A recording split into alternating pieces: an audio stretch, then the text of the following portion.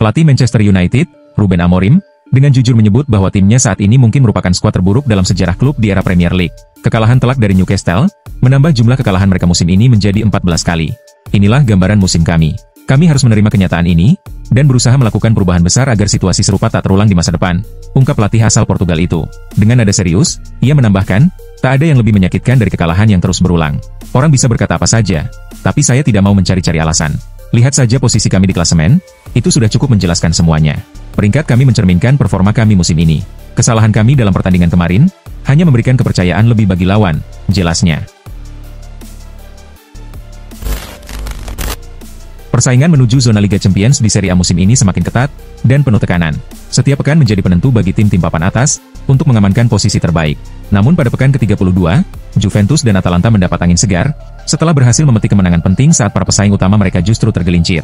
Juventus meraih kemenangan tipis atas Lecce, sementara Atalanta tampil solid, dengan menundukkan Bologna. Tambahan 3 poin ini, menjadi suntikan moral sekaligus memperbaiki posisi kedua tim di klasemen sementara.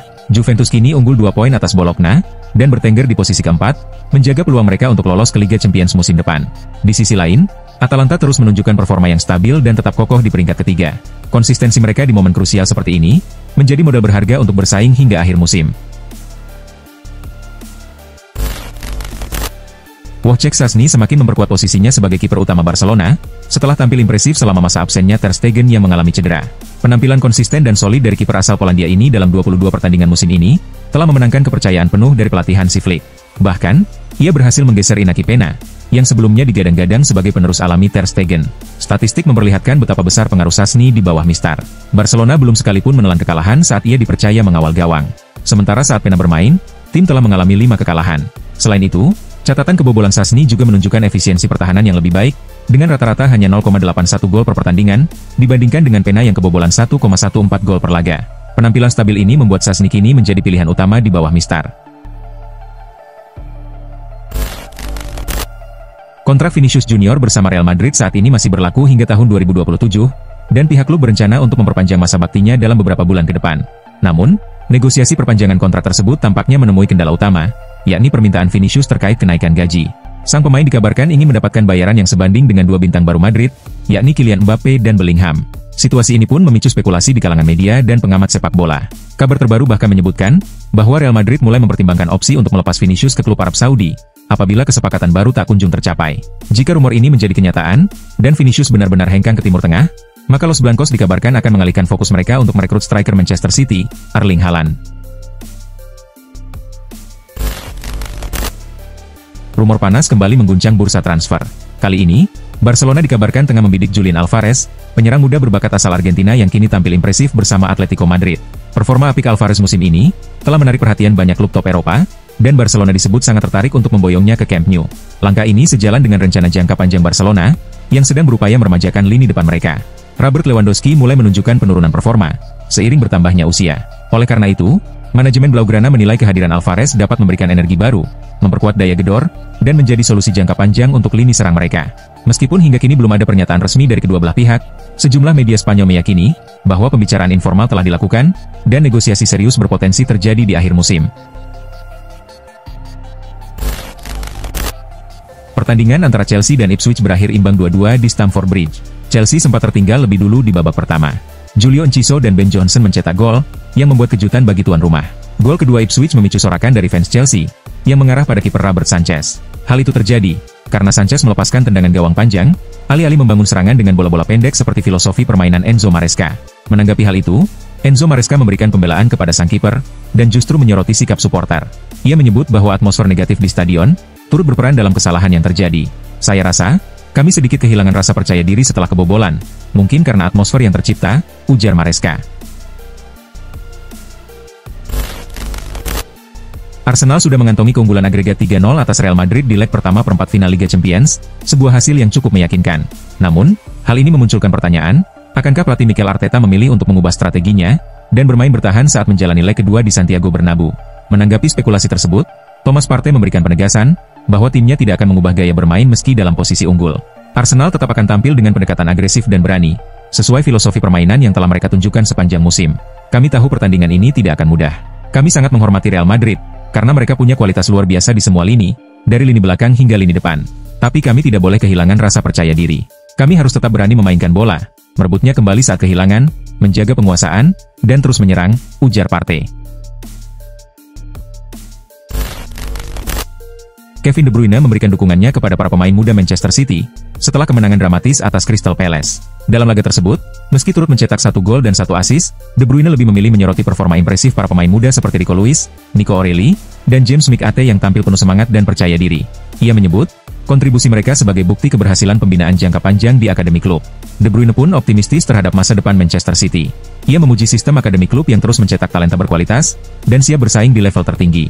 Menurutnya, kesempatan bermain di laga penting seperti ini sangat berharga bagi perkembangan pemain muda dan menjadi kunci dalam membangun rasa percaya diri serta kesiapan mental mereka untuk menghadapi tantangan yang lebih besar ke depannya.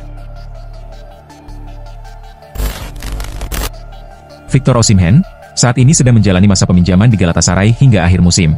Ia dijadwalkan kembali ke Napoli pada musim panas mendatang. Sebelum dipinjamkan, Osimhen telah menandatangani kontrak baru yang memberi Napoli ruang untuk melakukan negosiasi dengan klub-klub yang tertarik padanya. Dalam kontraknya, terdapat klausul pelepasan senilai 75 juta euro yang memungkinkan kepindahannya ke klub di luar Italia. Namun, jika ada tim Serie A yang ingin merekrutnya, mereka harus bernegosiasi langsung dengan Napoli, dan kemungkinan besar membayar harga yang lebih tinggi. Juventus termasuk salah satu klub yang meminatinya, karena mereka berencana menjual dan mengganti Dusan Vlahovic di lini serang. Meski begitu, Presiden Napoli, Aurelio De Laurentiis, menegaskan bahwa ia tidak akan membuka negosiasi dengan Juventus. Arne Slot kini hampir mencapai tonggak luar biasa dalam karirnya sebagai pelatih Liverpool. Di musim pertamanya menangani tim, ia tinggal selangkah lagi mengantarkan Liverpool meraih gelar juara Premier League. Prestasi ini menjadi semakin istimewa karena dicapai tanpa perekrutan pemain baru, dan dengan skuad yang musim sebelumnya hanya finish di peringkat ketiga, tertinggal 9 poin dari Manchester City. Jika Liverpool berhasil menjuarai Liga Inggris musim ini, Slot akan mencatat sejarah sebagai pelatih asal Belanda pertama yang meraih prestasi tersebut. Sesuatu yang mungkin tak pernah dibayangkan, bahkan oleh para pendukung Liverpool yang paling optimis. Phil Thompson, legenda The Reds yang syarat pengalaman soal perebutan gelar, menyebut rahasia sukses Slot ada pada kemampuannya mengangkat kualitas permainan para pemain. Dia membuat pemain hebat tampil lebih luar biasa lagi, kata Thompson. Manchester United kembali meraih hasil buruk di ajang Premier League setelah dihajar Newcastle United dengan skor telak 1-4. Seusai laga, Bruno Fernandes mengakui bahwa timnya sedang berada dalam masa sulit, bahkan menyebut ini sebagai periode terberat bagi United di era modern. Namun, Roy Keane menanggapi pernyataan tersebut dengan sinis. Menurutnya, ucapan Bruno tidak lebih dari omong kosong. Memang benar, Bruno mencoba tampil sebagai sosok pemimpin, dan klub sangat bergantung padanya, karena dia adalah kapten sekaligus pemain terbaik, ujar Keane. Apa yang dia sampaikan memang punya bobot, tapi menurut saya saat ini itu hanya kata-kata kosong. Dia berbicara soal kepercayaan pada rekan-rekan setim, tapi bagaimana dengan Dalot di posisi bek kanan, yang bahkan tidak berusaha mempertahankan bola. Saya harap Bruno menegurnya di ruang ganti, karena kalau dia bicara soal kepercayaan, maka rekan satu tim sejati adalah mereka yang saling menuntut lebih. Napoli bisa sedikit bernapas lega setelah kabar menggembirakan datang dari pelatih kepala mereka, Antonio Conte. Sang pelatih dikabarkan telah mengambil keputusan penting terkait masa depannya, dan memutuskan untuk tetap bertahan bersama Partenopei untuk musim depan. Keputusan ini, sekaligus menepis berbagai spekulasi, yang sempat berkembang tentang kemungkinan kepindahannya ke klub-klub besar Serie A lainnya, seperti Juventus dan AC Milan, yang kabarnya tertarik meminangnya. Informasi ini pertama kali diungkap oleh media ternama Italia, Gazzetta dello Sport. Dalam laporannya, disebutkan bahwa Conte ingin menyelesaikan proyek yang telah ia mulai di Napoli. Ia juga diyakini memiliki tekad kuat untuk membawa tim tampil lebih kompetitif, khususnya di ajang Liga Champions musim depan. Dengan komitmen ini, Napoli berharap bisa membangun pondasi yang solid di bawah arahan Conte, sekaligus mengembalikan kejayaan mereka di level domestik maupun Eropa. Keterbatasan opsi penyerang Arsenal semakin terlihat jelas musim ini, terutama setelah skuad asuhan Mikel Arteta dilanda rentetan cedera yang mengganggu ritme permainan tim. Minimnya alternatif di lini depan, membuat Arsenal kesulitan menjaga konsistensi, terutama saat menghadapi lawan-lawan besar. Untuk mengatasi masalah ini, manajemen klub dilaporkan tengah menyiapkan langkah besar di bursa transfer musim panas mendatang. Mereka berencana melakukan perombakan signifikan di lini serang. Menurut laporan dari Vichages, The Gunners saat ini berada di posisi terdepan dalam perburuan striker andalan Inter Milan, Lautaro Martinez. Tak hanya itu, Arsenal juga menunjukkan keseriusan dalam mengejar winger eksplosif AC Milan, Rafael Leao. Pemain asal Portugal tersebut dinilai sebagai solusi jangka panjang untuk mengisi posisi sayap kiri yang selama ini kurang konsisten. Florian Wirtz tampil sebagai pemain kunci dalam kesuksesan Bayer Leverkusen meraih gelar Bundesliga perdana dalam sejarah klub pada musim lalu. Performa impresifnya terus berlanjut, baik di level domestik, Eropa, maupun bersama timnas Jerman. Berkat pencapaian tersebut, sejumlah klub elit Eropa menunjukkan minat besar padanya, termasuk Manchester City. Namun, peluang The Citizens untuk mendapatkan sang gelandang tampaknya tidak akan mudah terwujud. Selain banderolnya yang sangat tinggi, Leverkusen juga dikabarkan tengah menyiapkan kontrak baru bagi Wirtz, lengkap dengan klausul pelepasan yang dirancang agar klub tetap meraup keuntungan besar saat ia dilepas di masa depan. Meski begitu, bursa transfer musim panas 2025 tampaknya belum menjadi waktu yang tepat bagi sang pemain untuk hengkang. CEO Bayer Leverkusen, Fernando Caro, menegaskan bahwa kemungkinan Wirtz meninggalkan klub pada musim panas nanti sangat kecil. Dusan Vlahovic dikabarkan menolak untuk melanjutkan pembicaraan mengenai perpanjangan kontraknya dengan Juventus. Striker asal Serbia tersebut saat ini masih terikat kontrak hingga tahun 2026 dan merupakan salah satu pemain dengan bayaran tertinggi di klub dengan gaji mencapai 12 juta euro per musim. Menurut laporan dari Sport, Cristiano Giuntoli telah menghubungi Vlahovic untuk membahas kemungkinan kontrak baru.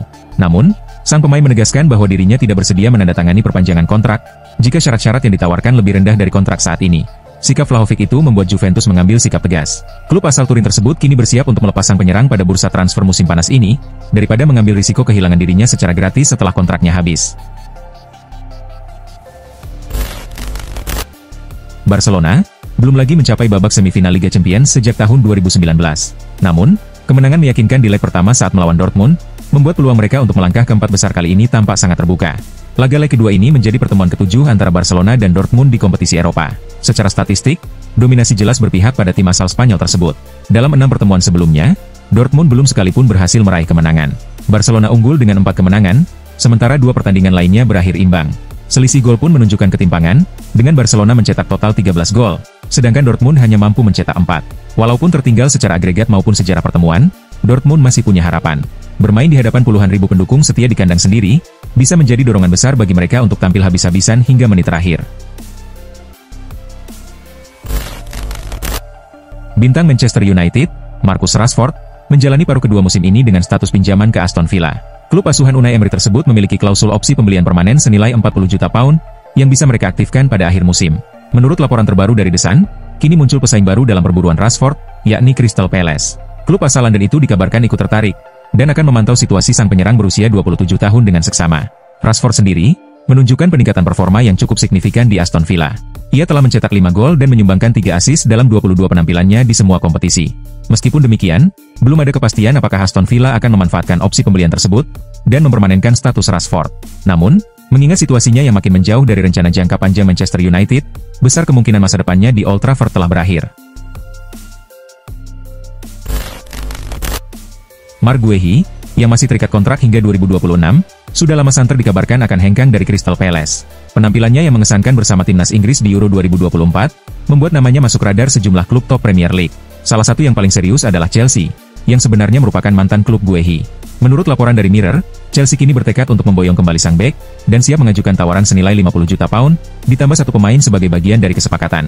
Klub London Barat itu berada dalam posisi tawar yang kuat, karena Palace disebut bersedia mempertimbangkan tawaran tersebut, jika pemain yang disertakan adalah Trevoh Chalobah. Chelsea sendiri menaksir nilai Chalobah sebesar 30 juta pound. Jika kesepakatan tersebut terjadi, maka Palace akan menerima paket total yang cukup menguntungkan, baik secara finansial maupun dari sisi kebutuhan skuad.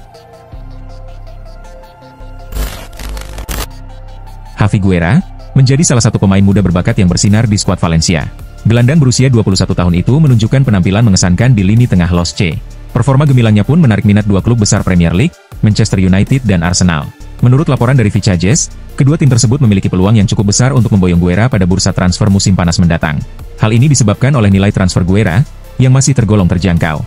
Meskipun kontraknya bersama Valencia baru berakhir pada tahun 2027, hingga kini Guerra belum menunjukkan tanda-tanda ingin memperpanjang masa baktinya. Oleh karena itu, Valencia diperkirakan akan melepasnya dengan harga sekitar 25 hingga 30 juta euro. Sejak Januari lalu, Antony memperkuat Real Betis sebagai pemain pinjaman dari Manchester United selama 6 bulan. Selama masa peminjamannya, winger asal Brasil itu tampil cukup impresif dan memberikan kontribusi positif untuk tim. Penampilannya yang menjanjikan, membuat manajemen Los Verdiblancos tertarik untuk mempermanenkannya di bursa transfer musim panas mendatang. Menurut laporan dari Estadio Deportivo, Real Betis telah mulai mengambil langkah untuk merealisasikan transfer permanen Antony. Mereka ingin memastikan masa depan sang pemain tetap bersama mereka. Namun, performa cemerlang Antony juga menimbulkan kekhawatiran, karena menarik perhatian sejumlah klub top Eropa. Beberapa klub dilaporkan sudah menghubungi Manchester United terkait potensi transfer Antony. Oleh karena itu, Betis merasa perlu bergerak cepat untuk mengamankan jasa sang winger. AC Milan dikabarkan akan mendatangkan sejumlah pemain baru pada bursa transfer musim panas mendatang, guna memperkuat skuad mereka untuk musim depan. Salah satu pemain yang masuk dalam radar Rossoneri adalah Federico Chiesa. Winger yang kini membela Liverpool tersebut dianggap mampu menambah kekuatan lini serang Milan.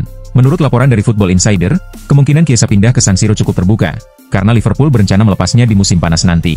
Laporan tersebut juga menyebutkan, bahwa Liverpool telah menetapkan harga jual Chiesa sebesar 25 juta euro, lebih tinggi 10 juta euro dari harga saat mereka membelinya dari Juventus musim lalu. Liverpool menilai harga tersebut pantas, mengingat kontrak Chiesa di Anfield masih tersisa 4 tahun lagi. Arsenal membuat langkah tak terduga pada bursa transfer musim panas tahun lalu, dengan meminjam Raheem Sterling dari Chelsea selama 1 musim.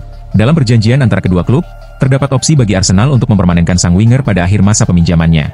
Namun menurut laporan dari Football Insider, Arsenal memutuskan untuk tidak mengaktifkan opsi tersebut, dan berencana mengembalikan Sterling ke Chelsea. Keputusan ini diambil, karena baik staf pelatih maupun manajemen, merasa bahwa performa Sterling tidak sesuai dengan ekspektasi. Sepanjang musim ini, ia hanya mencetak 1 gol dan menyumbang 5 assist di semua kompetisi bersama The Gunners. Karena kontribusinya dianggap minim, Arsenal memilih untuk tidak melanjutkan kerjasama dengan sang pemain.